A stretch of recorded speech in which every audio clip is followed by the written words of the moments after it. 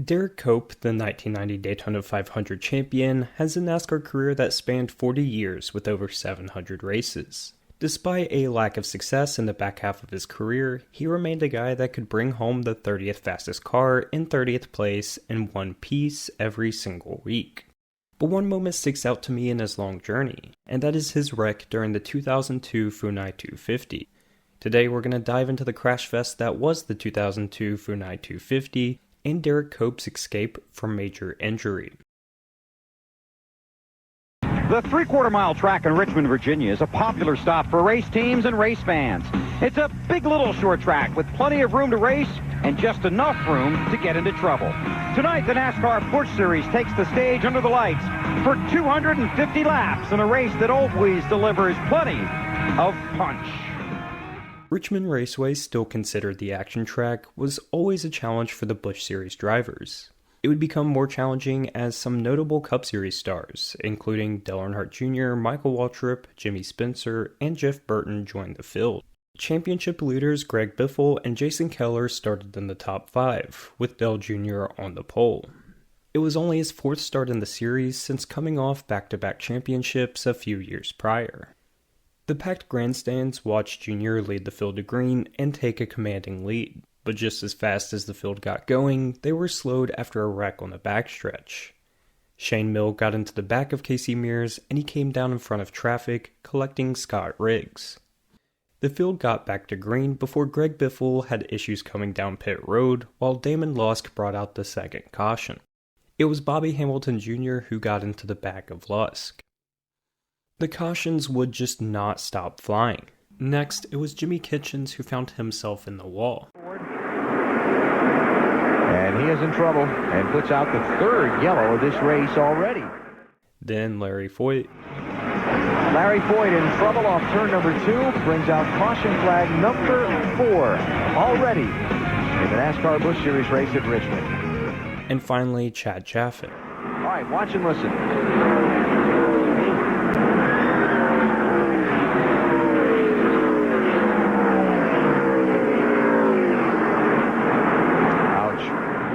Before the field reached lap 50, there were already 5 cautions. The spring race earlier in the season tied a track record 11 cautions for the Busch Series, and it looked like this race was on to breaking it. Although there had been some proper crashes, none of them were very serious. This was common for the short track, a lot of small spins and spills. After the restart on lap 56, it seemed like the field had settled down.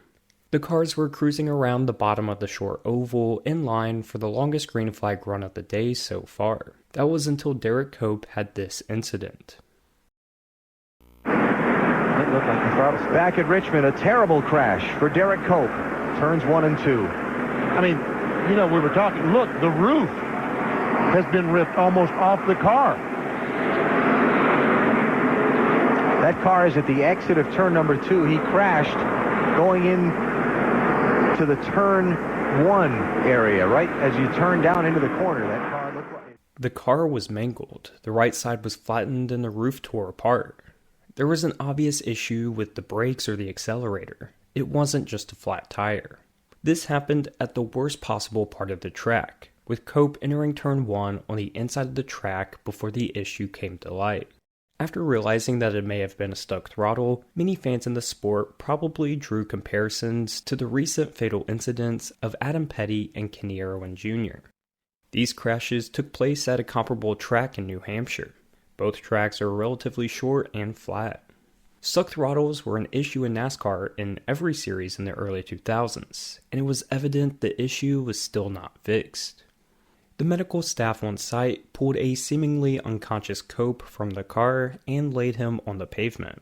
It's reported that Cope was awake and alert at the scene. He was treated on the pavement for some injuries before being placed in an ambulance and taken to the infield care center. After an initial examination here, Cope was diagnosed with a possible right shoulder injury. Then he was transported to a local hospital where it was found that he suffered a broken right shoulder and a broken left leg. Despite these injuries, Cope returned to racing in the Cup Series in the final weeks of the year. Although there was a lengthy red flag that slowed the race, the show must go on. At this point, the audience didn't know the extent of Cope's injuries. They just knew he was awake and alert.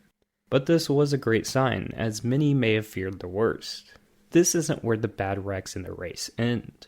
There was no shortage of contact after the restart, but the drivers seemed to settle down.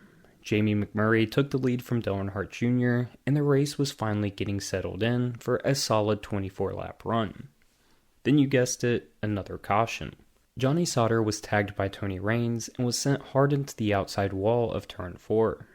A few laps after the restart, Jr. was able to take the lead back from McMurray before this scary accident. On the pit road, the caution came out. He sped through the pit lane, stayed on the lead lap. Oh no, more trouble. Big trouble. Ashton Lewis in the 46 and Jack Sprague in the 24.